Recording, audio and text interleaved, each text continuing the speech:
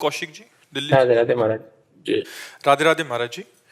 महाराज जी, आजकल के माहौल में काम करने की वजह से आहार, जहाँ काम करते हैं, जहाँ हाँ, ऑफिस ये आदि बड़ी में, समस्या है। आहार आचार विचार हमारे थोड़े खराब हो जाते नहीं, हैं, ये जैसे सब। बहुत समस्या है, सबके लिए समस्या है। क्योंकि प्रायः कोई नौकरी करता है, कोई व्यापार करता है विभिन्न प्रकार से, तो देश विदेश जाना होता है, प्रदेश दूसरे प्रदेश जाना होता है, और होटलों में ही उदर पोषण करना होता है, तो बड़ी अपवित्रता का साम्राज्य होता है। वो जो सामने बन के आता है वो तो फ्रेश लगता है, लेकिन बनाने वाला और जो भीतर पदार्थ है, तो बनाने वाले का भाव और अन्न का भाव ये हमारी बुद्धि पर पड़ता है। अब रजोगुणी तमोगुणी लोग बनाने वाले, तो मतलब भोजन बनाने वाला और भोजन, उसका प्रभाव मन पे पड़ता, पक्का समझो, पक्का समझो। जब युधिष्ठिर जी महाराज प्रश्न करते हैं, भगवान श्री कृष्ण प्रेरणा करते हैं और भीष्म जी उत्तर देते हैं, तब द्रौपदी जी वहीं बैठी थी और हंस के कहा कि आज बहुत ज्ञान आ रहा है आपको। लेकिन सभा में चीख चीख के पूछ रही थी, क्या ये धर्म है कि महाराज युधिष्ठिर पहले अपने को हार जाते हैं, फिर वो मेरे को हारने का अधिकार क्या रखते हैं? क्या ये धर्म है? तब उस समय आप क्यों नहीं बोले थे? तो उनका पापी दुर्योधन का अन्न पाए थे, इसलिए बोल नहीं पाए। 6 महीना हो गए बाणों की नोक पर पड़े हुए, तो सारा खून बह गया। अब हमारी बुद्धि पवित्र, जो प्रश्न करो वो उसका उत्तर ले लो। तो ये बात समझो, भीष्म जैसे महापुरुष, दुर्योधन जैसे अधर्म युक्त वृत्ति वाला, तो उसका प्रभाव पड़ा। तो हमें भोजन पर तो बड़ी समस्या है, कि बहुत समस्या है, बहुत ही समस्या है। क्योंकि व्यापार, नौकरी पेशा वाले अब कई कई दिन बाहर रहते हैं, उनको होटलों का ही खाना होता है। पर अब कैसे जिए, यही समस्या है, कहा नहीं जा सकता। महाराज जी, इनका एक और आगे है कि ये तो है ही है महाराज जी, बड़ी प्रॉब्लम कि अभी जैसे ऑफिस में रहते हैं तो सारे जन रहते हैं, तो वहाँ खाना पीना उनका अशुद्ध रहता है। उसी के बीच में मैं खाता तो नहीं हूँ, बट बैठना पड़ता है, पर अभी साथ काम करना है तो इसलिए उन्हीं के साथ खाना पड़ता है। तो महाराज जी, ऐसे आचार विचार बिल्कुल, तो बड़ी समस्या है। अब जैसे आपके मित्र हैं, शराब पीते हैं, मांस खाते हैं, गंदी वस्तुएं पाते हैं, तो फिर आप उनके सामने, तो वो आपका उपहास करेंगे, आपकी अवहेलना करेंगे, उन्हीं के बीच में रहना, उन्हीं पर। ऐसे में अगर भजन कर ले गए तो भगवान की विशेष कृपा है। लंका में विभीषण जी भजन कर ले गए, नहीं कर गए? और स्थिति जिम दसनन मोह जीव विचारी, जैसे 32 दांतों के बीच में जीव, ऐसे विभीषण जी थे। तभी हनुमान जी को आश्चर्य हुआ जब वो राम राम राम राम नाम ते सुमिरन की ना, हृदय हरस कप सज्जन। पहले तो ये शंका हुई, लंका निश्चर निकर निवासा, यहाँ कहाँ सज्जन कर वासा? ऐसा साधु कौन है भाई कि यहाँ लंका में राम राम जप रहा है? तो विभीषण जी लंका में भक्ति कर लिए, तो हम भारत में तो कर ही सकते हैं क्यों? हमको अपने नियमावली में रहना। और एक बात बता दे, जय भोजन सामने जब तुम्हारे आवे, तो भगवान का चिंतन करते हुए राधा राधा राधा और एक एक कवल ऐसे पाओ। तो भोजन असत वस्तु है, लेकिन राधा नाम सत वस्तु है। वो आपकी बुद्धि को भ्रष्ट नहीं होने देगी किसी भी परिस्थिति में हो। जैसे कुछ हमारे जो शरणागत शिष्य हुए, जिससे ऐसी ऐसी जगह उनको जाना पड़ता है कि जिसमें प्याज लहसुन के सिवा भोजन मिलेगा ही नहीं, प्याज लहसुन नहीं मिले, और दीक्षा लिए तो कैसे चले? तो हमने कहा थोड़ी सी किशमिश, किशमिश ऐसी चीज है कि 2-3-4 महीने तक बनी रहेगी। एक किशमिश भगवत प्रसादी है, उसको डालो और भगवान का स्मरण करते हुए पालो, वो कुछ नहीं बिगाड़ पाएगा। अब वो सहज में सबके लिए नहीं है, वो किसी विषम परिस्थिति के लिए, कि परिस्थिति ऐसी है। हमें लगता है कि बाहर जो घूमते हैं उनकी परिस्थिति ही ऐसी है कि प्रायः मतलब अपवित्र पात्र होंगे। अब उसी में आप पाके गए, उसी में शराब पीने वाला पाके गया, उसी में अपवित्र आचरण करने, तो पात्र तो अपवित्र है, फिर अंदर जो बन रहा है वो बड़ा। अब ये बुद्धि पर इसका प्रभाव पड़ता है। बहुत समस्या है। नहीं, इस समस्या का समाधान मतलब वो तो केवल हम बाहरी रूप से दे रहे हैं, बका कोई समाधान नहीं। महाराज जी, एक ट्रक ड्राइवर आए थे, हाँ वही, हाँ वो कह रहे कि मैंने अभी 4-5 महीने से छोड़ दिया, मैंने कहा नहीं आप चालू कर दीजिए। कह रहे घर परिवार में अर्थ आदि की समस्या हो रही है। कह रहे ट्रक चलाता हूँ, अभी अभी निकले और कहाँ जाके रुकेंगे पता नहीं है। बिल्कुल। और इसमें कैसा ढाबा आदि है तो कितना भी उनसे सात्विक लेने का प्रयास करो बट बर्तन वही है, सब कुछ वही है। बड़ी बिल्कुल। पर नाम जप अगर करते रहोगे तो भ्रष्ट नहीं होने देंगे, ये हमारी बात है। नाम जप, राधा राधा राधा, कैसी भी परिस्थिति में हो भगवान का नाम सादर सुमिरन जे नर करहीं भवसागर। बिल्कुल, गाय के खुर को जैसे पार करना कठिन नहीं होता, गोपद इतर है। अगर सादर भगवान का नाम सुमिरन कर रहे, सब मंगल हो जाएगा। बकाया खान पान की पवित्रता तो बहुत ही समस्या है, बहुत ही समस्या है, पर जीना पड़ेगा। इसीलिए रोगों की बाहुल्यता हो रही, ब्लड प्रेशर हाई, लो, शुगर, कैंसर तो ऐसे हो रहा है जैसे बुखार होता है। इनको बुखार हुआ, उनको बुखार, ऐसे कैंसर हो रहे हैं। ये खान पान की गलत सामग्रियां। अब अंदर कोई लोहे की मशीनें थोड़ी लगी आते हैं, अब किसी भी तरह के ऐसे केमिकल जाएंगे जो दूध में पड़े हुए हैं या अन्य पदार्थों में, तो नुकसान ही करेंगे। भगवान बचावे। अब कैसे कैसे कैसे जिया जाए, बहुत समस्या है। जो बाहर भ्रमण करते, हमारे अपने लोग हैं तो एक सीमा में है कि भाई ऐसे कर लो, ऐसे कर लो, एक आदमी के लिए, 4 आदमी के लिए व्यवस्था हो सकती है। लेकिन अब जो भ्रमण करते हैं, जो ऐसे, बहुत समस्या है। तो इसलिए अपने घर में बनाओ, आटा ले आओ और भगवान को भोग लगाओ, खाओ, तो भाई पवित्रता। नहीं तो बहुत कठिन बच्चा। अब नाम का सहारा लो, कलयुग केवल नाम आधारा। इसीलिए गोस्वामी जी ने कह दिया केवल, केवल शब्द लगा दिया कि संयम, नियम, व्रत, उपवास, ये सब कलयुग में भगवत प्राप्ति नहीं करा पाएंगे। कलयुग में भगवत प्राप्ति केवल नाम से। कलयुग केवल नाम आधारा, सुमिर सुमिर न उतर ही पहाड़ा। तो बस राधा राधा राधा बच्चा, और जो मिले उसे भगवान को अर्पित करो। भगवान का नाम जप करते हुए पाओ, बुद्धि भ्रष्ट नहीं कर पाएगा, क्योंकि नाम चल रहा है ना। नाम पहारू दिवस निसी।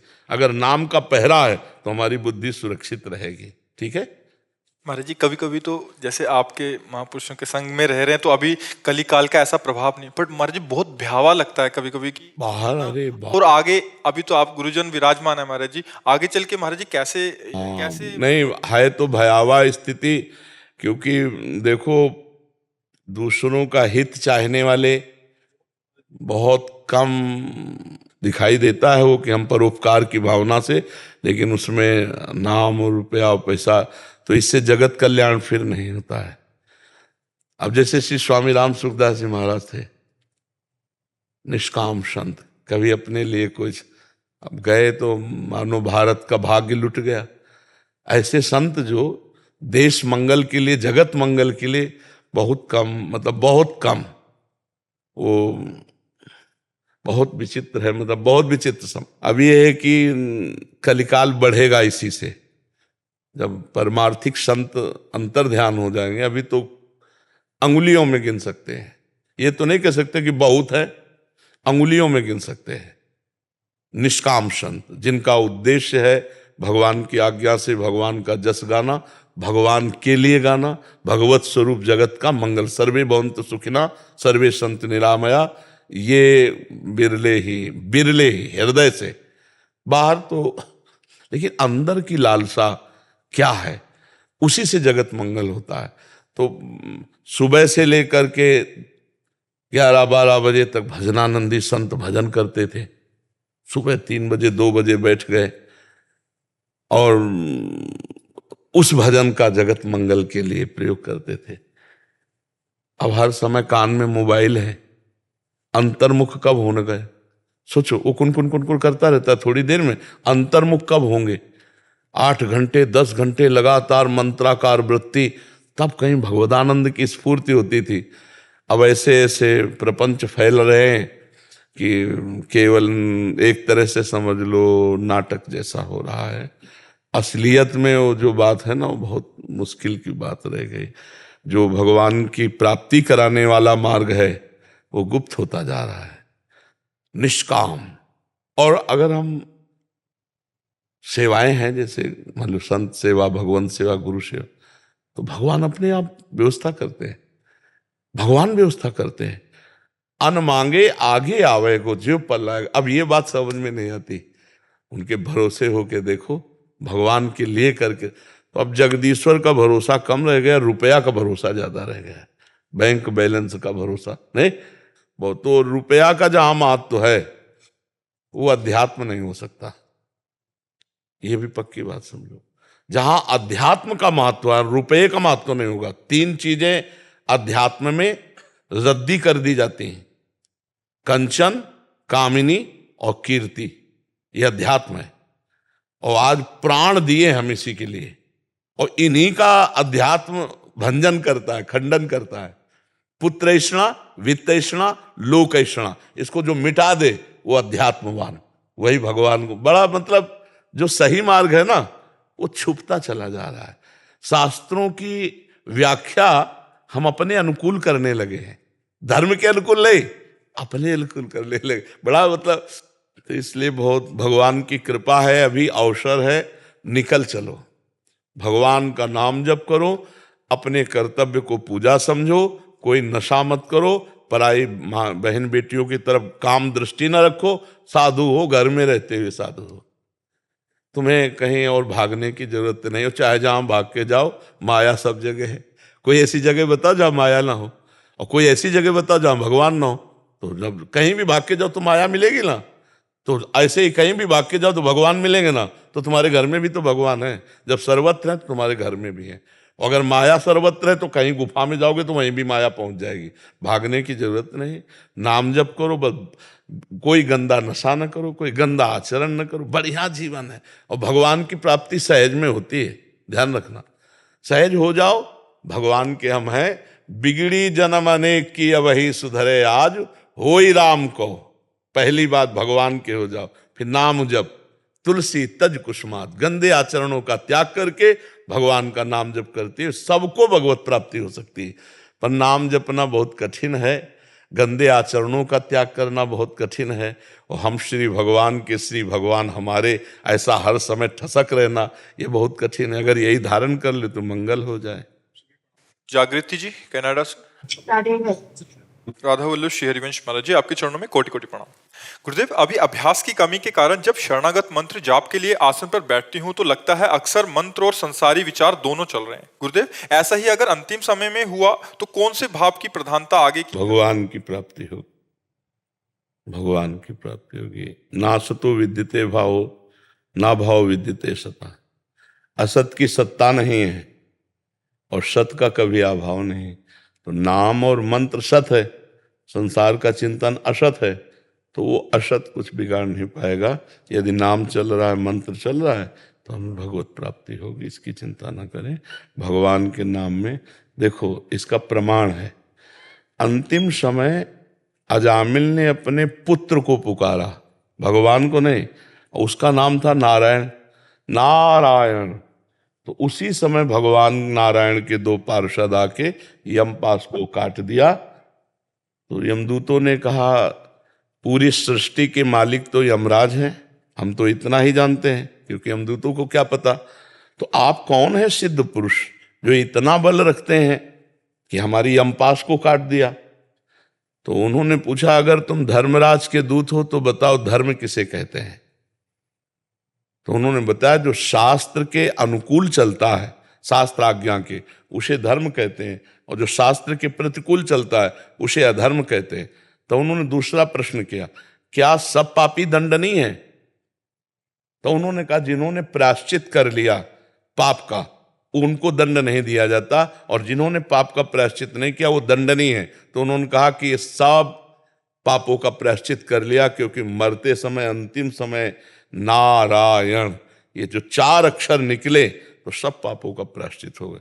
भगवत धाम की प्राप्ति हुई। उसने भगवान को नहीं पुकारा था, पुत्र को पुकारा था, पूरा भाव पुत्र का था, संसारिक भाव, लेकिन नाम नारायण उच्चारण हुआ, इतने मात्र से भगवत प्राप्ति उसको हो गई। फिर आप तो निरंतर जपने का अभ्यास कर रहे हैं, यदि संसार की स्फुरणा हो रही तो वो कुछ नहीं बिगाड़ पाएगी, हमें भगवत प्राप्ति निश्चित होगी। जय। आदित्य जी उत्तराखंड से। राधे राधे। राधे राधे महाराज जी, आपके चरणों में कोटि कोटि प्रणाम। महाराज जी, हम जैसे ही थोड़ा नाम जप संग्रह करते हैं वह संसारिक कर्म करते हुए विषय विकारों के छिद्र से खर्च हो जाता है। महाराज जी, हम नाम तो खर्च नहीं होता, किसका है? नाम नहीं खर्च होता, नाम अविनाशी है, वो ऐसा नहीं कि तुम्हारे किसी पाप कर्म से नष्ट हो जाएगा। पाप कर्म अलग डिपार्टमेंट है, और ये भगवान का त्रिगुणातीत अविनाशी सच्चिदानंद नाम अलग है। उसका आपको दंड मिलेगा जो पाप करोगे, लेकिन ये नाम आपको उन्नति करेगा, आपको भागवती घसीटेगा भगवान की तरफ, आपकी बुद्धि में जलन पैदा करेगा कि आप गलत कर रहे हैं। अगर और नाम बढ़ा दें तो पाप और पाप की प्रवृत्ति दोनों का नाश करके वो सच्चिदानंद सुख नाम कभी नष्ट नहीं होता। जैसे भगवान अविनाशी है ना, ऐसे भगवान का नाम अविनाशी। मानो आप 10 माला नाम जप करते हैं, फिर आपकी मनोवृत्ति गंदे आचरण में जाती है, आप उसे नहीं रोक पा रहे हैं, तो उसका दंड मिलेगा आपको, लेकिन इसका पुरस्कार मिलेगा। और ये नाम अविनाशी आज नहीं, आज अभी से लेकर अनंत काल तक आपको सुख देता रहेगा। नाम में बहुत सामर्थ्य है। अब ये कि जैसे गेहूं आज वो तो आज ये नहीं काट लोगे, उसके लिए 6 महीना फसल तैयार करनी होती है। ऐसे वर्तमान का जपा हुआ नाम वर्तमान में ही काम कर रहा है।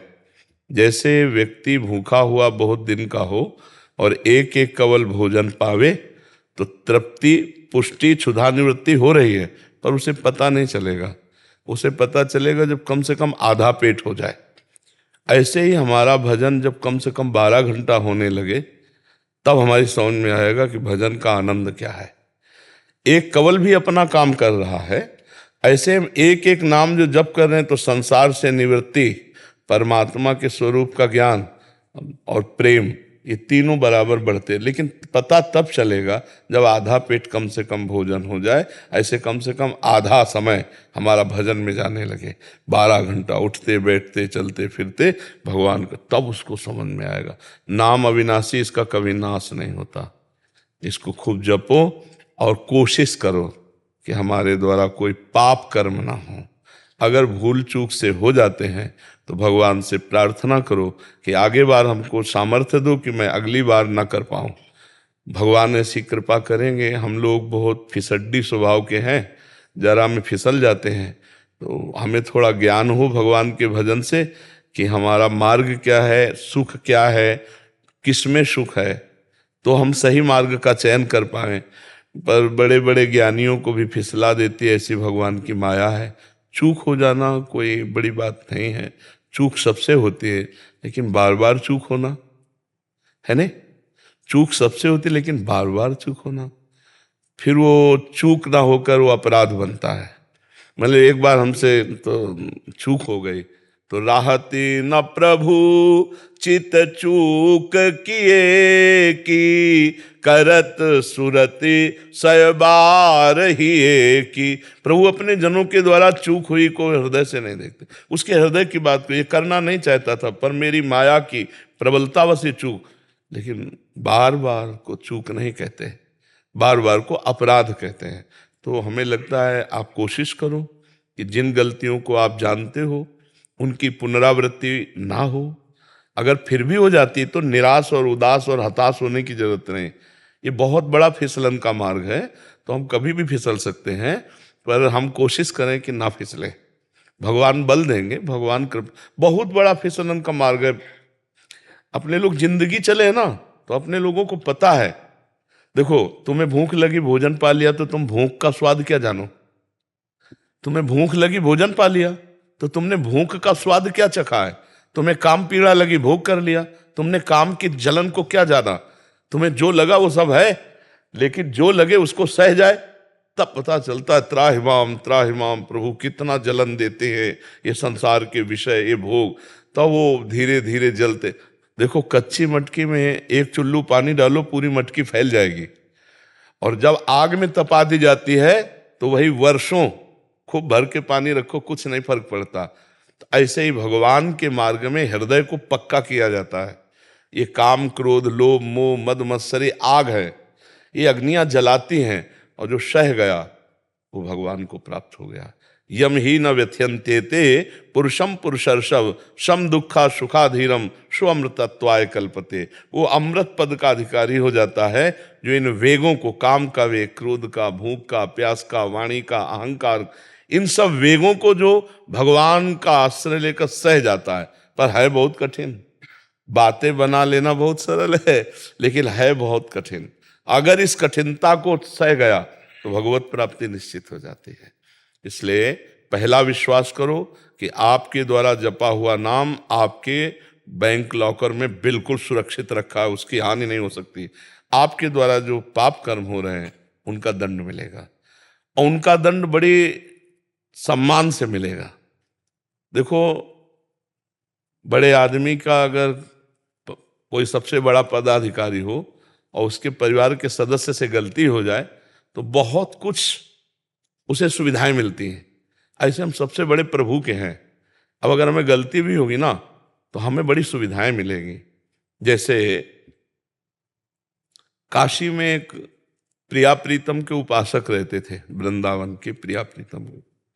वो कभी विश्वनाथ जी के दर्शन करने नहीं जाते थे। प्रिया प्रीतम के आठों पैर सेवा में लगे रहते थे, तो कहीं जाने की जरूरत भी नहीं। तो विश्वनाथ जी के एक बड़े ज्योतिषाचार्य जो प्रथम पार्षद थे, उनको बड़ी जलन, उनका बड़ा नाम यश था प्रिया प्रीतम की जो उपासना, कि ये इतने बड़े भक्त होकर के वैष्णवा नाम यथा शंभु भगवान शंकर के दर्शन विश्वनाथ जी की नगरी में रह के करने नहीं आते। तो उन्होंने विचार में लिखा था, कल म्लेच्छ सेना आएगी और उनका सर्वविनाश कर देगी। तो उन्होंने कहा हाँ, ये फल तो होना ही चाहिए, जो विश्वनाथ जी से विमुख है। और वो 12 बजे म्लेच्छ सेना आएगी, तो 12:30 बजे पहुंचे कि देखें अब तो सब विध्वंस हो गया होगा। तो जो वैष्णव थे वो स्नान कर रहे थे, वहां कुछ विध्वंस नहीं हुआ। तो उनका मेरी ज्योतिष भगवान शिव के द्वारा दी हुई है, ये कभी व्यर्थ हो नहीं सकती। तो जब वो नहा के आए स्नान करके, तो उनका वैष्णव से कहा कि महाराज आपका तो इस समय हमारी ज्योतिष कह रही म्लेच्छ सेना आना चाहिए और वो विध्वंस करना चाहिए। तो उनका आई थी और विध्वंस कर गई। तो बोले क्या विध्वंस, यहाँ तो सब ऐसा है। बोले नहीं, जब भोग लगा रहे थे ठाकुर जी का तो हम ऐसे हुए, तो हमारे ध्यान में तंद्रा सा आ गई और तंद्रा में देखा म्लेच्छ सेना आई और सब विध्वंस कर गई। तभी तो नहा के आए कि चलो ऐसे ही सही, पर म्लेच्छ छू गया तो इसलिए ना, प्रगट में कुछ नहीं हुआ। इतना बुरा प्रारब्ध उनके तंद्रा में स्वप्न जैसा बन के निकल गया। ये बुरे से बुरा प्रारब्ध भी भक्त का ऐसे निकल जाता है जो नाम जापक है। बहुत बुरा प्रारब्ध, जैसे बहुत बुरा प्रारब्ध है इस शरीर का, लेकिन भगवान हमारी दिनचर्या चला रहे हैं। 12 बजे रात्रि से दिनचर्या, प्रारब्ध है पर कितना सुंदर भगवान कटवा रहे। नहीं, यही अस्पताल में पड़े काट सकते हैं। भगवान हमारे से कथा चर्चा प्रश्न उत्तर भजन साधन जो हमारी दिनचर्या है वो करा रहे हैं। अब ये बुरा प्रारब्ध किसी जन्म का भयंकर पाप आकर के टूट पड़ा और भगवान के भजन ने संभाल लिया। भगवान की शरण में है तो देखो आपके सामने बैठे हैं, प्रश्न उत्तर कर रहे हैं, भगवत चर्चा कर रहे हैं, आरती सेवा पूजा पाठ सब चल रहा है। अगर हम भगवान की शरण में ना होते तो दुर्गति हो जाती। तो देखो, ये हम इसलिए उदाहरण दे रहे हैं कि भजन अपना प्रभाव दिखा के रहता है। अगर भजन भगवान का जीवन में ना किए होते तो बहुत दुर्गति होती है। लेकिन इसके सोचने का समय नहीं, हर समय एक नया आनंद, एक नया उत्साह, एक नई प्रफुल्लता भगवान देते रहते। ये भगवान की शरण की बात। और ये शरीर तो जाएगा ही जाएगा, आज नहीं तो कल जाएगा, पर जहाँ जाना है वहाँ पास हो गया है, अब कोई चिंता नहीं है। भजन कभी निष्फल नहीं होता, भजन कभी नष्ट नहीं होता, और भजन करने वाले के जीवन में कभी धोखा नहीं होता। संसार धोखा दे सकता है, भगवान का नाम नहीं।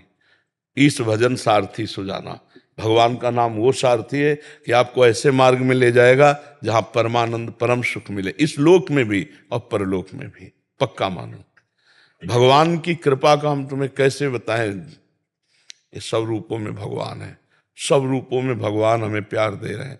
जपते रहो, परिणाम में देख लेना। वो मंगल होगा कि जैसे तुम हम कह रहे ना ऐसे तुम कहोगे।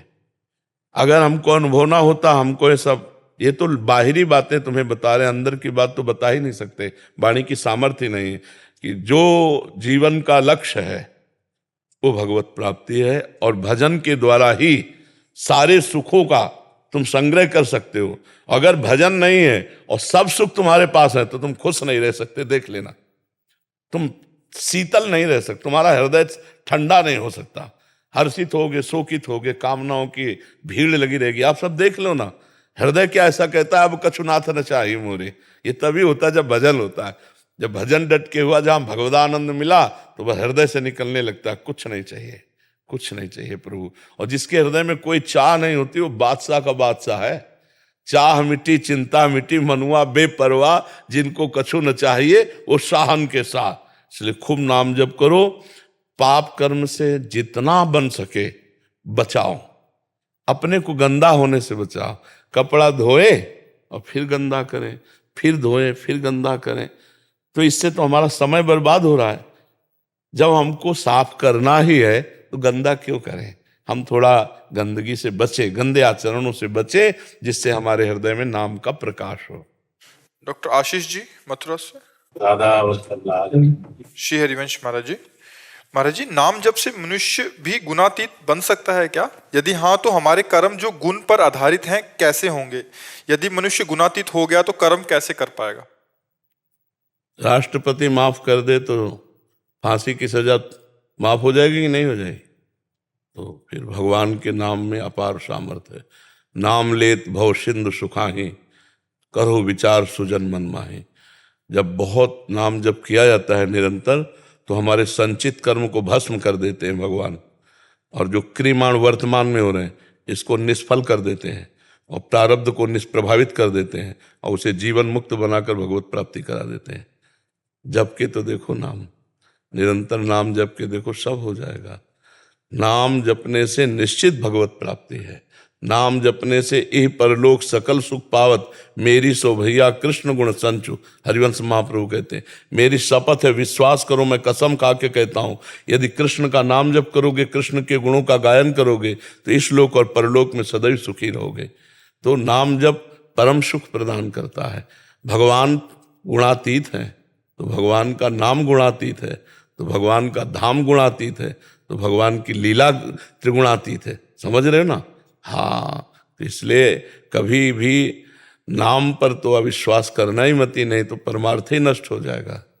जी अविश्वास नहीं है, इसमें क्या है कि जो गृहस्थ आश्रम में है तीनों गुणों पर आधारित है, हम कर्म कर रहे हैं, लेकिन यदि हम गुणा अगर हमारे पास पोस्टर में सब लिख रहे हो, अगर डस्टर है पोंछने वाला, तो आपको कोई संशय है क्या कि तो नहीं है? तो फिर ये डस्टर है नाम, ये सब डिलीट कर देगा। इसीलिए हर श्वास पे उठते बैठते श्वास ही नाम, नाम ही श्वासा, नाम श्वास को भेद मिटावे, रोम रोम और रग रग बोले, तब कुछ स्वाद नाम को पावे। आप जब के तो देखो, नाम में बहुत बड़ी सामर्थ्य है। महाराज जी, नाम लेते लेते नाम कभी रुक जाए तो भगवान फिर कृपा करके स्मृति बनते। जैसे अंतिम समय कुछ ऐसी दशाएं जिनमें नाम भूल सकते हैं, जैसे मूर्छा आ गई तो नाम नहीं जप कर सकते, प्राण निकल रहे हैं तो नाम जप नहीं कर सकते, क्योंकि उस समय बहुत कष्ट होता है। जन्मत मरत दुषा दुख होए, तो उस समय भक्त का हृदय जो भगवत चिंतन शून्य हो रहा है, तो वहाँ भगवान स्मृति बन के छा जाते हैं, वहाँ भगवान याद बन के छा जाते हैं, भगवान रूप दिखा देते हैं और उसका कल्याण कर देते हैं। आश्रय भगवान का लिए है ना, तो हमारा भजन रुक भी जाए तो हमें भगवत प्राप्ति हो जाएगी, क्योंकि हमने भगवान का आश्रय लिया है। बस वो दशा, मूर्छित, मृत्यु या गाढ़ निद्रा, ये ऐसी दशाएं हैं जिनमें हमारा कोई बस नहीं है। गाढ़ निद्रा में, मूर्छा में और मृत्यु की अवस्था में, बकाया जिसमें चेतना है उसमें हमको सावधान रहना है। कहा हनुमंत विपत्ति प्रभु सोई, जब तो सुमिरन भजन न होई। जो क्षण भजन सुमिरन से चूक गए वही विपत्ति है। तद विस्मरणेन परम व्याकुलते थी। भगवान के नाम का विस्मरण होते व्याकुलता आ जानी चाहिए। जैसे मछली को जल से बाहर निकालो तो तड़पने लगती ना, ऐसे व्याकुलता होनी चाहिए। और मूर्छा में और सुसुप्ति में और मृत्यु, इसका ठेका है भगवान का। मान लो हम सो गए, मर गए, तो हमें भगवत प्राप्ति होगी, क्योंकि हम जगते समय भगवान का नाम जपते हैं, भगवान के आश्रित हैं। मूर्छित हैं, फिर उसी में मर गए तो भगवत प्राप्ति होगी। मृत्यु का समय भूल गए तो उस समय भगवान स्मृति बनते हैं। शास्त्रों में भगवान ने ये बात कही है कि जिस समय अंतिम समय भक्त का होता है, तो मैं उसकी स्मृति बनकर, जो भगवान की स्मृति जिस रूप की, वही स्मृति बनकर मैं छा जाता हूँ, और अंतःमति सो गति, वो मुझे प्राप्त हो जाता है। बहुत बड़ा आश्रय होता है भगवान का, बहुत बड़ा आश्रय। भजन बल तो हमारा है, लेकिन आश्रय बल भगवान का है। इसीलिए भरोसा भगवान का और प्रयास अपना, तो सफलता हाथ लग जाती है। समझ में आ गई? डॉक्टर तेज कुमार शर्मा जी, जयपुर से। राधे राधे महाराज जी। महाराज जी, मैं खुद एक कॉरपोरेट जी। महाराज जी, मैं खुद एक कॉरपोरेट हॉस्पिटल में सीईओ हूँ महाराज जी। बट मेरे को एक थोड़ा सा एक डाउट है महाराज जी। बच्चे अध्यात्म में अच्छा कर रहे हैं, कभी लगता है उन्हें इसी ओर जाना चाहिए, फिर कभी असुरक्षा होने लगती है। बेटी अध्यात्म गायन करती है पर आगे नहीं बढ़ पाती। पूरा परिवार कोई आगे का आध्यात्मिक रास्ता नहीं खोज पा रहा। अध्यात्म को, कॉर्पोरेट लाइफ को और बच्चों का भविष्य कैसे सुनिश्चित करें? आज हम स्कूल के बच्चे खड़े थे, तो बच्चों को दुलार करते हैं। जैसे स्कूल के बच्चे आए ना, एक शब्दावली जरूर बोलते हैं उनसे। जैसे छोटे बच्चे कुछ उपदेश करते हैं, 2 लाइन बोला था, उसी में पूरा अध्यात्म है। छोटे बच्चों को या विद्यार्थियों को सबसे पहले ब्रह्मचर्य पर दृष्टि देनी चाहिए। सबसे पहले अगर ब्रह्मचर्य सुरक्षित है तो स्मृति, शरीर बल, सब बल जागृत हो जाएंगे। ब्रह्मचर्य पर अपने बच्चों को शिक्षा देनी चाहिए, बिल्कुल मित्रवत बैठाल कर उनको शिक्षा। बच्चों को कहा कि तुम अपने ब्रह्मचर्य पर ध्यान देना। जो बच्चा तुम्हें गंदी बात सिखाए वो तुम्हारे लिए बहुत दुश्मन की तरीके, ऐसे बच्चों का संग न करना। कोई गंदी बात मोबाइल से न देखना। और नाम जप के लिए हम उनसे कहा, अगर 10 मिनट राधा राधा बोलोगे, 10 मिनट, तो तुम देख लेना तुम्हारी पढ़ाई में उन्नति होने लगेगी। थोड़े शब्दों से बोल। तो अध्यात्म को समझने के लिए पहले नींव डालो बच्चों में। कोई, हमने उनसे कहा बड़े होकर कोई नशा मत करना, छोटे छोटे बच्चे, कोई नशा मत करना, ये गंदी बातें जो गर्लफ्रेंड बॉयफ्रेंड ये सब नहीं, ये नहीं। ये व्यभिचार प्रवृत्ति जो छोटे बच्चों में आ गई, ये बहुत हानिकारक है। तो अध्यात्म के लिए नाम जप अत्यंत अनिवार्य है। तो जैसे उनका पढ़ना भी अध्यात्म में अनिवार्य है। जो आधुनिक पढ़ाई है, ये अगर हम काखा गाघा ना पढ़े होते तो हम शास्त्र की बातें न सुना सकते थे। प्रणाम है उन गुरुदेव के जिन्होंने काखा गाघा सिखाया, जिन्होंने बड़ा की मात्रा, छोटी की मात्रा, ये सब सिखाया ना। आज वही काम आया ना शास्त्रों के। तो आधुनिक पढ़ाई व्यर्थ नहीं है, आधुनिक पढ़ाई जरूरी है। तो बच्चों को जो आधुनिक पढ़ाई है वो उनकी पूजा है। जैसे अर्जुन छात्र धर्म से युक्त है, तो भगवान कहते युद्ध तुम्हारी पूजा है। तो बच्चों की पढ़ाई उनकी पूजा है, और उस पूजा को पूर्ण करने के लिए 10-15 मिनट माता पिता को चाहिए कि उन्हें नाम कीर्तन या नाम जप में लगावें। महाराज बहुत अच्छा गाती है और सब कुछ करती है, फिर भटक जाती। नहीं, भटकने का क्या स्वरूप आप दिया उसके? भटकने का क्या स्वरूप? बिल्कुल छोड़ देती है, बहुत अच्छा भजन करती है, बहुत नहीं, छोड़ना तो नहीं चाहिए। गंदी बातें छोड़ना चाहिए, अच्छी बातें नहीं छोड़ना चाहिए। हम अपना एक समय बांधे। देखो, हम ये नहीं कहते कि बच्चे मनोरंजन करें ही ना, नहीं। कोई अच्छा धार्मिक सीरियल जो आपके साथ बैठ के देखा जा सकता है वो दिखाओ।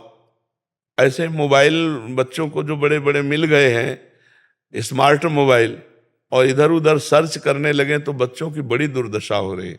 आपको तो शायद नहीं पता हो, हमें तो प्रायः ऐसी घटना हमारे पास आती रहती बच्चों की, कि मतलब बड़ी दुर्दशा। एक मन अन्न जब हमारे उदर में जाएगा, एक मन अन्न 40 किलो, तब एक बार संतान उत्पत्ति करने योग्य वीर्य तैयार होता है। 40 किलो पौष्टिक अन्न पाने पर एक बार संतान उत्पन्न करने की क्षमता वाला सप्तम धातु प्रकट होता है। अब जो रोज 2 बार 3 बार इसको बच्चे छीण कर रहे हैं, उनको तो पता नहीं, तो अपनी जीवनी शक्ति, स्मृति सब नष्ट कर रहे हैं। हमें लगता है बच्चों को पहले सिखाना जरूरी है कि वो ब्रह्मचर्य से रहें और विद्या को भगवान की पूजा समझे, जो अपनी पढ़ाई है, और 10-20 मिनट नाम संकीर्तन, नाम जप ये जरूर करें। और माता पिता से मित्रवत व्यवहार करें। जैसे अपने दोस्त को हम हर बात बता देते हैं, ऐसे हम अपने माता पिता, और माता पिता को चाहिए कि बच्चे के ऊपर शासन प्यार वाला करे। अगर तुमसे कोई गलती हो जाए ना, तो हम आगे खड़े हो जाएंगे।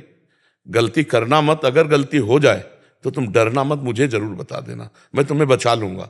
ऐसे बच्चों से बात की जाती है। आजकल माता पिता ऐसी उद्दंडता करते हैं जो बच्चों को संभाल नहीं पाते, फिर बच्चे ऐसी समस्या में फंस जाते हैं कि उनको एक ही रास्ता दिखाई देता है शरीर को।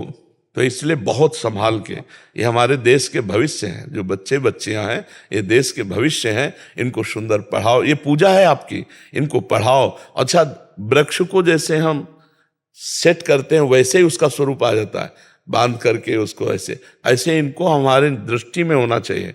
तुम्हें मोबाइल चेक करना चाहिए बच्चों के, पर बड़े चतुर हैं, पूरा उसका डेटा ही उड़ा देंगे, ऐसे बच्चे हैं। पर कोशिश करना चाहिए कि उनकी गलतियों को हम समझें। स्कूल जाना चाहिए, मास्टर से मिलना चाहिए और बच्चों से मिलना चाहिए, क्या चरित्र इसकी जांच करना चाहिए, क्योंकि छोटे छोटे बच्चे चरित्रहीन हो रहे हैं। अगर चरित्रहीन हो गए तो फिर आगे क्या उन्नति करेंगे। तो इसलिए हमारी सबसे प्रार्थना है बच्चों से भी कि आप अच्छे चरित्र वाले बने, और माता पिता को प्रार्थना है कि बच्चों से मित्रवत व्यवहार किया जाए।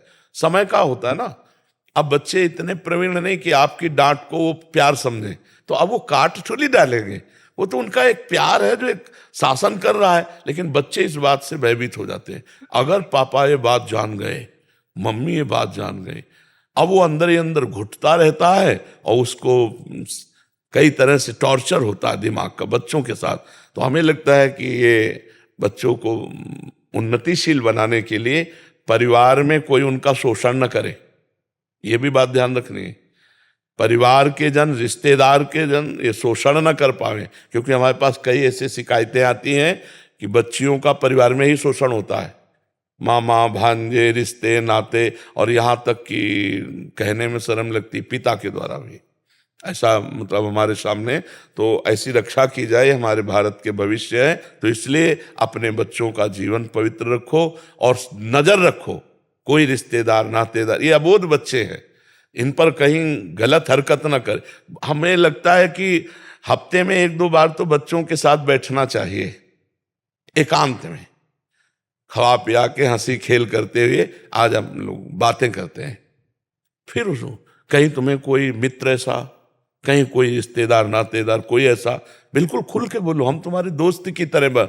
ऐसे बच्चों को प्रेम देना चाहिए। अगर वो फेल हो जाते हैं तो हम मित्रवत व्यवहार उस समय करें, कोई बात नहीं, हम फिर मेहनत करके पैसा लगाएंगे।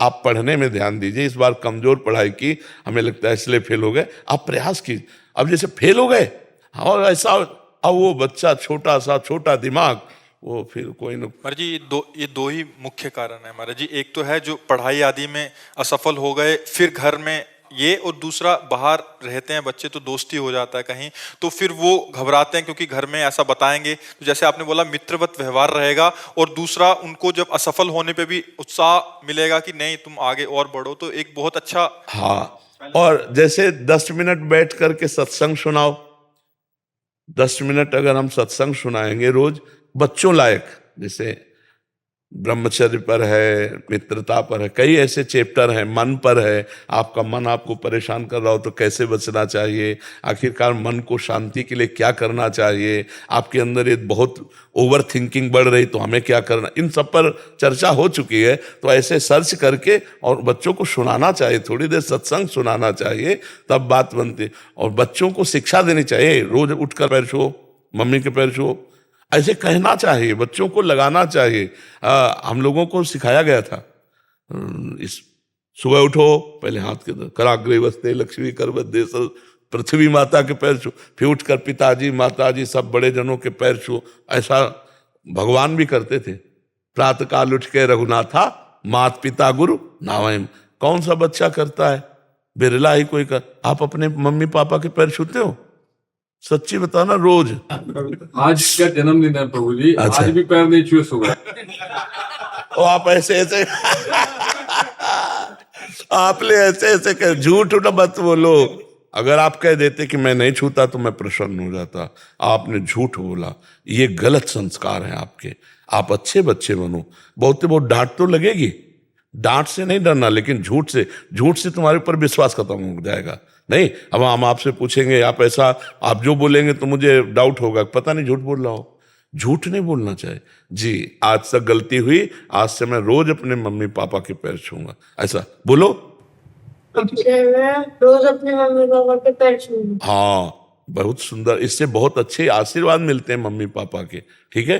महाराज जी अगर कम शब्दों में बच्चों के लिए, क्योंकि माता पिता महाराज जी बच्चों को कहते हैं तो बच्चे आजकल ऐसे माहौल में रहते हैं कि वो सुनना ही पसंद नहीं करते कि ये तो समझ नहीं पा रहे कि जो हम, तो महाराज जी बच्चों के लिए कि वो उनकी दिनचर्या क्या हो, मतलब जैसे आप बता रहे हैं। हाँ, बच्चों की दिनचर्या में क्या है कि पहले तो उनको समय से उठाना चाहिए, सूर्य उदय के पहले उठाना चाहिए, क्योंकि जब सूर्य भगवान उदय होते हैं तो बुद्धि, श्री, यश ये सब नष्ट कर देते हैं। जो शयन करता है उसकी आयु भी नष्ट होती है, श्री कांति भी नष्ट होती है और स्मृति भी नष्ट होती है, बुद्धि भी नष्ट होती है। सुबह जब उठ करके सूर्य भगवान को नमस्कार किया जाता है और गायत्री मंत्र उच्चारण किया जाता है तो उसमें यही है कि मेरी बुद्धि को सत्य की तरफ प्रचोदयात, प्रेरित करो।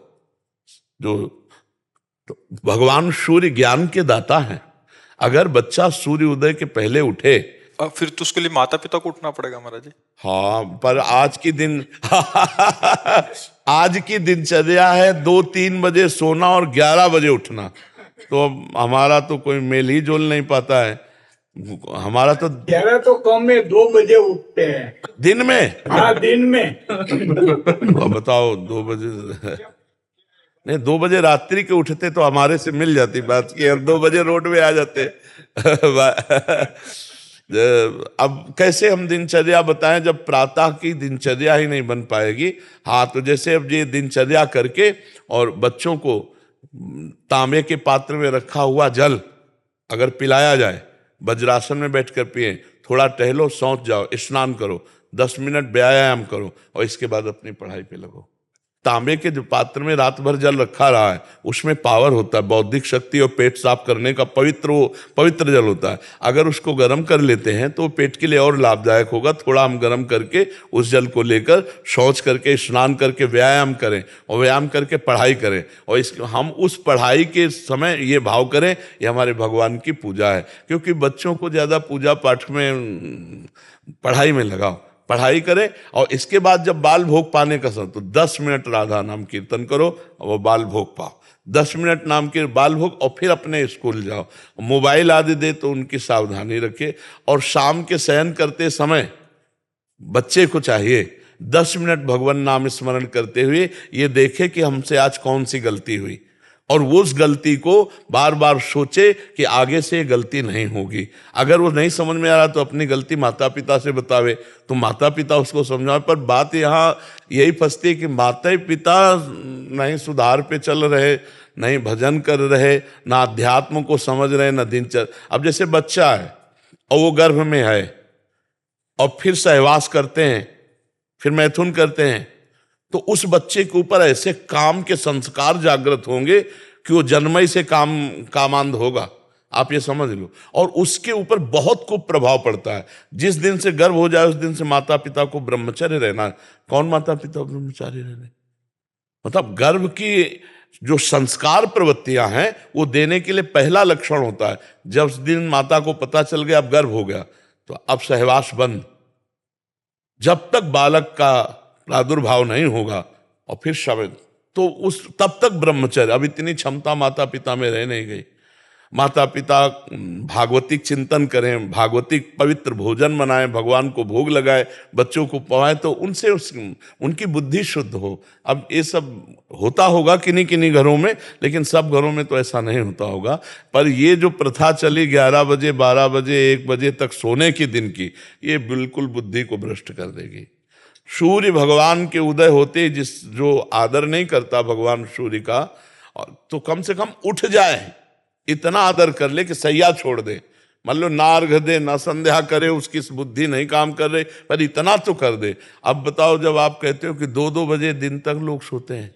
हाँ, एक यहाँ भगत जी आए थे, उन्होंने कहा 11 बजे के पहले तो मिल ही नहीं सकते, क्योंकि 11 बजे तो हम सो के उठते हैं और यहाँ 11 बजे हमारी सारी दिनचर्या समाप्त हो जाती है 12 बजे रात्र से।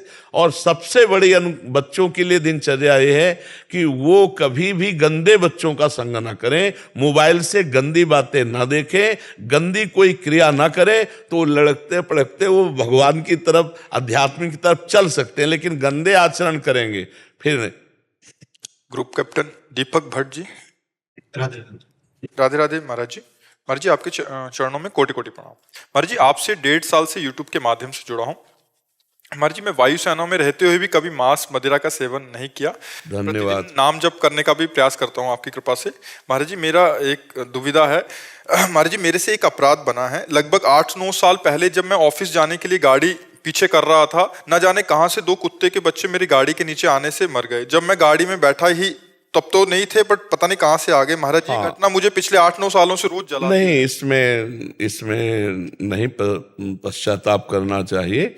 जैसे हम सामने देख रहे हैं कि बच्चे बैठे हैं कुत्ते को और हम असावधानी पूर्वक चढ़ा दिया, अब प्रायश्चित करने लायक है। लेकिन अब गाड़ी है, अब कोई कुत्ते का बच्चा मान लो नीचे आ गया, आपको अगर पहले से शंका है तो आप सावधान हो सकते हैं, लेकिन आप निश्चिंत होकर के कैसी घटना। अब जैसे आप गाड़ी, अभी एक भगत जी मथुरा से आ रहे थे तो गाड़ी रफ्तार से ही तो चला गया, इतने में गाय ऐसे अचानक क्रॉस की और वो गाय में टक्कर लग गई, गिरी और मर गई। अब वो यहाँ जहाँ आप बैठे हो यहीं वो खड़े हुए बहुत दुखी थे। तो पॉइंट पर बात होती, पॉइंट पर सजा होती। उन्होंने कहा आपने गाय को देख करके धक्का मारा? उनका नहीं, हम तो अपने रास्ते जा रहे हो, अचानक कहीं से आ गई। तो हम कहा निश्चिंत रहिए, उसका प्रारब्ध है गाय का, उसकी आयु समाप्त होनी थी किसी न किसी बहाने से। हाँ, अब गाय बैठी है और हम चढ़ा देते हैं, या हम देख रहे हैं गाय आ रही, तो हमें सावधान रहना चाहिए, हमें ब्रेक पे अपनी गाड़ी पे कंट्रोल करना चाहिए कि वो पशु, उसको ज्ञान नहीं। लेकिन ऐसे अचानक क्रॉस कर जाती है तो बात अलग हो जाता है। तो ऐसे ही आप अचानक वो बच्चे नीचे आ जाते हो, पधार जाते हैं, तो उसमें आपका कोई दोष नहीं है। हाँ हाँ, ऐसा वो पवित्र हृदय में ऐसा होता है। हमने एक घटना अपनी बताएं, जब हितधाम में रहते थे तो श्री जी के पात्र मार्जन के लिए अच्छी जगह से रज ली जाती कि कहीं कोई लघु शंका न किए हो, थूके ना हो। तो जैसे झाड़ियां हैं तो उनके बीच से रज निकालते, क्योंकि यहाँ कोई आएगा नहीं, यहाँ कोई थूकेगा नहीं। तो श्री जी के पात्र मार्जन करने के लिए गए तो फावड़ा से ऊपरी हिस्सा रज काटा के नीचे का हिस्सा रज लेते। तो जे ही फावड़ा मारा तो 2 लाल सैकड़ों पैर वाले होते ना, उनको क्या कहते हैं, खन खजूरा, वो 2 एक साथ कट गए। अब फावड़ा रख करके हम अंदर जलते रहे कि हे भगवान, आपकी सेवा के लिए रज ले रहे थे और ये वृंदावनवासी जीव हमारे फावड़े से कट। बहुत बार बार अंदर की वकालत शुरू हुई कि हमें तो पता नहीं था कि ये जीव हैं, हम तो फावड़ा रज लेने के लिए माला अंदर ये थे तो इसका प्रारब्ध था, पर फिर भी हृदय हमारा जलता रहा। कई दिल जलता, वो पवित्र हृदय कैसा होता है, जैसे आप कह रहे हो 8 साल कुत्ते का कौन देखता है, ऐसी बातें कौन देखता है। आपका बड़ा पवित्र हृदय और धन्यवाद है कि आपने अपने हृदय को पवित्र रखा। लेकिन उसका कोई प्रायश्चित, जो अभी तक जल रहे हो वो सब हो गया, उसका कोई प्रायश्चित नहीं, क्योंकि वो सच्ची बात, वो आपके द्वारा घटना नहीं घटी। आपके द्वारा घटने पर प्रायश्चित किया जा सकता है, लेकिन अचानक ऐसे घटना, अब जैसे आप जा रहे हैं, कोई आवाज आई, आप ऐसे क्यों, नीचे कोई जीव मर गया, अब उसमें आपका क्या दोष है? क्योंकि वो जीव का प्रारब्ध भी तो है।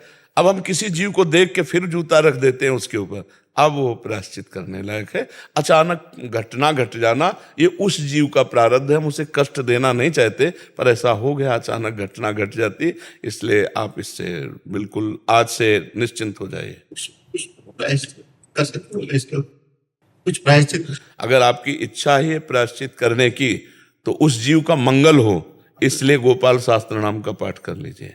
जो गोपाल शास्त्र नाम है, हाँ, उसका पाठ करके और भाव कीजिए कि वो जो जीव बच्चे रूप में थे उनका मंगल हो। और ये गोपाल शास्त्र नाम का पाठ मैं देता हूँ, 2 पाठ कर लीजिए, तो वो 1,000 नाम है, वो उस जीव को जहाँ जिस योनि में होंगे वहीं उसका मंगल शुरू कर देंगे। ये आप कर लो, ये आपका बहुत धन्यवाद होगा कि किसी भी बहाने से सही उस जीव के निमित्त जब आप देंगे ना, तो आपके अंदर ही सब पूरा है। भगवान आपके अंदर देख रहे हैं कि आप उसको देना, वो तत्काल वहीं पहुंच जाएगा और उस जीव का मंगल होना प्रारंभ हो जाएगा। आप पर हम बहुत धन्यवाद देते हैं। ऐसा कौन प्रायश्चित करता है कि 8 साल से जल रहा कुत्ते के बच्चे, जब कोई देखो वही चीज याद आती। हाँ, नहीं, अब आप प्रायश्चित करके आप शांत हो जाइए। आप कभी ऐसा चिंतन मत कीजिए और नाम जप कीजिए भगवान का।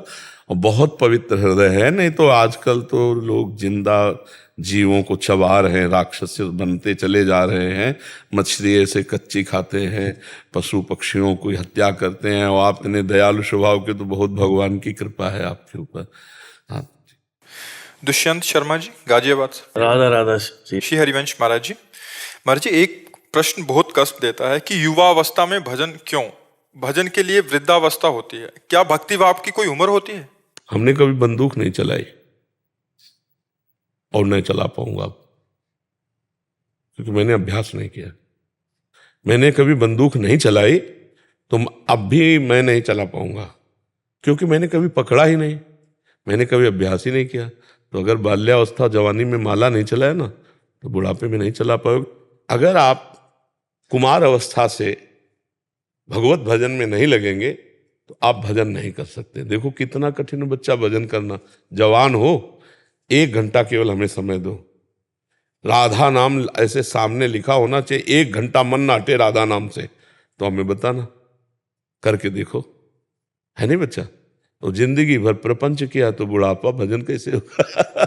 जिंदगी में कभी पिस्तौल नहीं पकड़ी तो हम निशाने पे गोली चला ला तो बात जले तो भरला ले आएगा। हम जानते नहीं ना, तो निशाने पे कैसे? तो जिंदगी में भजन नहीं किया तो ठीक एकाग्रता परमात्मा में कैसे हो सकती बुढ़ापे में? बात मानते हो नहीं? हाँ, इसीलिए बच्चा जवानी भजन और भोग दोनों को लेकर के है। भोग संयम से। ब्याह हमारे यहाँ भारतीय पद्धति है, जब तक ब्याह ना हो तब तक ब्रह्मचारी, और जब ब्याह हुआ तो अपनी पत्नी से अनुराग धर्म पूर्वक, दूसरी माता बहनों की तरफ पूज्य भाव और नाम जप, बढ़िया जिंदगी कट रहे। बेविचारी आदमी की बढ़िया जिंदगी थोड़ी होती, गंदी जिंदगी होती, बहुत गंदी जिंदगी होती, बहुत क्लेश अशांति, कामनाएं उसको जलाती रहती है। तो जवानी में यदि बच्चा भजन का अभ्यास नहीं होगा तो बुढ़ापा में नहीं हो सकता। अगर जवानी में भजन का अभ्यास किया है, जीवन में भजन का अभ्यास किया है, तो बुढ़ापे में चकाचक भजन होगा। अगर जवानी में भजन का अभ्यास नहीं किया तो बुढ़ापे में कोई कहे 70-75 में कि अब हम नहीं, वही चित्त जाएगा जहां पूरे जीवन अभ्यास किया है। पक्की बात है, ये हम बिल्कुल खूब सुलझी हुई बात कह रहे हैं। नहीं कोई वयोवृद्ध बतावे कि हम, अब वो मतलब झूठ बोले तो बात अलग, ईमानदारी की बात है कि अगर आपने जीवन में कभी भजन नहीं किया तो आप भजन करते हो? कदापि नहीं। हम जीवन में जो थोड़ा थोड़ा भजन करते भी नहीं, पूजा उनकी भी बात कह रहे हैं। बस वही संसार के प्रपंच की बात है, और अपना वो 3 माला घुमाते तो 3 माला घुमा दिया। नहीं तो भजन का मतलब सोचते हो, उठते बैठते चलते फिरते खाते पीते हम भगवान का स्मरण करते हुए, ये अभ्यास से होगा, बिना अभ्यास के नहीं। और ये अभ्यास करने की यही उम्र है, चाहे जिस डिपार्टमेंट में जाओ।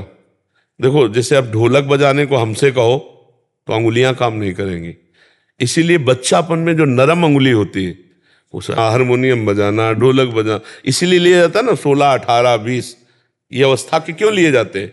क्योंकि नए अंग है, नया दिमाग है, जिधर लगेगा धुआं मचा देगा, जिधर जाएगा। एक आदमी इंजीनियर था, तो इंजीनियर वाले दुकान के पास गया और कहा मुझे नौकरी दे दो, मैं इंजीनियर हूं, पूरे कार्ड सब दिखाए। उसने एक जनरेटर खोला और कहा इसे बांध के चला दो, तुम जितने रुपए कहोगे वो तुम्हारे हिसाब के हम रुपए दे देंगे। पूरा जनरेटर उसने बांध दिया, चलाया, चला ही नहीं। फिर शाम हो गई, बोले फिर खोल लो, फिर बांध लो, बांध ले, फिर नहीं चला। तो उसने कहा सर जो कागज में लिखा है वो हमें बिल्कुल पढ़ा हुआ हूं और मैं इसको बिल्कुल, बोले मैं देख रहा हूं तुम ठीक कस रहे हो, ठीक बांध रहे हो, लेकिन तुम किसी इंजीनियर तो हो पढ़े लिखे, तुम किसी मैकेनिक के नीचे नहीं रहे। बोले सर कमी क्या है? बोले केवल गैस काटना था, गैस काटा और चल दिया। समझ रहे हो? ऐसे परमात्म प्राप्ति में बहुत सरलता है, बहुत सरलता। भगवान अपने हैं, केवल भगवान को अपना मानना है, केवल भगवान को अपना मानना। बच्चा हम पूरे जीवन की बात बता रहे हैं, भगवान को एक बात केवल पसंद है, अपनापन। हे नाथ मैं आपका भाव का भूखा हूं मैं, यही नहीं हम लोग दे पाते। आप देखना, हम किसी भोग के लिए किसी से ऐसा बोल सकते हैं कि तुम हमारे जीवन हो, ये सब भगवान के लिए नहीं बोल सकते, ध्यान रखना। हम भोगों के लिए बहुत से जन्म दे दिए, लेकिन भगवान के लिए प्राण देने की बात हमारे मन में जब आ जाएगी, भगवत ये बस गैस काटनी है, जनरेटर स्टार्ट हो जाएगा। चाहे जितना पढ़ा लिखा हो, अभ्यास नहीं है ना, तो गैस काटना वो नहीं जानता था, वो नहीं लिखा था उसमें। समझ रहे हो? ऐसे ही भगवत प्राप्ति के लिए जड़ चेतन ग्रंथि पड़ गई यद्यपि मृषा छूटति कठिनाई, अतिशय रगड़ करे जो कोई तो अनल प्रगट चंदन ते होई। समझ रहे ना, चंदन को घसो तो चंदन शीतलता देता ना, आग पैदा कर देगा। अतिशय रगड़ करे जो कोई तो अनल प्रगट चंदन से होई। दिमाग हर समय परमात्मा में क्या नहीं मिल जाएगा, लेकिन दिमाग परमात्मा में लगाना बच्चा कोई हलवा खाना थोड़ी। देख लो आप सब हो, आप देख लो कितनी देर लगा सकते हो। तो इसलिए बच्चा जवानी से भगवान में लगे, तभी बुढ़ापा सफल होगा। स्मृति कमजोर हो जाती है, अंग कमजोर हो जाते हैं, उसकी सामर्थ्य में वो बात नहीं रहती जो जवानी में। जवानी में हर इंद्रियां प्रफुल्लित रहती हैं, तो हम भजन में उसको लगा सकते हैं, हम तपस्या में भी लगा सकते हैं, हम जितेंद्रिय हो सकते हैं, हम बुरे काम से बड़े बुरे बन सकते हैं, नहीं बुरे बन सकते। इसलिए अगर जीवन में चोरी नहीं सीखी तो बुढ़ापा में चोरी वो नहीं सीख सकता, चोरी भी नहीं सीख सकता। और अगर जीवन में चोरी की है तो बुढ़ापे में दांव दिखा देगा, चाहे बैठे बैठे दिखा देगा। जब ये निम्न कोटि के कार्यों के लिए अभ्यास की जरूरत है, तो उच्च भगवान के चिंतन के लिए अभ्यास की अत्यंत, ये प्रहलाद जी के वचन है कि कौमार अवस्था से भगवान का भजन करना चाहिए, तभी बात बनती है बच्चा।